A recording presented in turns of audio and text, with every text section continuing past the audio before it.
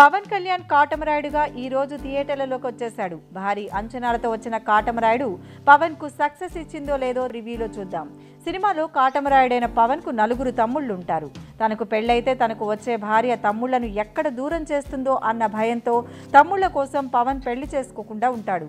అన్న ఇలా ఉంటే ఈ 4 తమ్ముళ్లు మాత్రం ఓ 4 అమ్మాయిలను చూసుకుని ఎంచక్కా ప్రేమలో పడతారు. తమ ప్రేమ సక్సెస్ అవ్వాలంటే ముందుగా అన్న ప్రేమలో పడాలని వారు ఆ ఊరికి వచ్చిన శృతి హాసన్తో తమ అన్న ప్రేమలో పడేలా చేసి సక్సెస్ అవుతారు. శృతి టెంప్టింగ్తో పవన్ ఆమె ప్రేమలో పడతాడు. చివరకు ఈ క్రమంలో పవన్కు ప్రత్యర్థుల నుంచి ఎదురయ్యే ఇబ్బందులేమిటి, పవన్ను అపార్థం చేసుకున్న శృతి పవన్కు ఎందుకు దూరం అవుతుంది, చివరకు పవన్ అటు విలన్ల భరతం పట్టి ఇటు తన ప్రేమతో పాటు తమ్ముళ్ల ప్రేమను ఎలా సక్సెస్ చేశాడన్నదే కాటమరాయుడు స్టోరీ. ఇక సినిమా విశ్లేషణకు వస్తే సినిమా స్టోరీ మనకు తెలిసిందే అయినా దర్శకుడు డాలీ స్క్రీన్ ప్లేతో మ్యాజిక్ చేశాడు.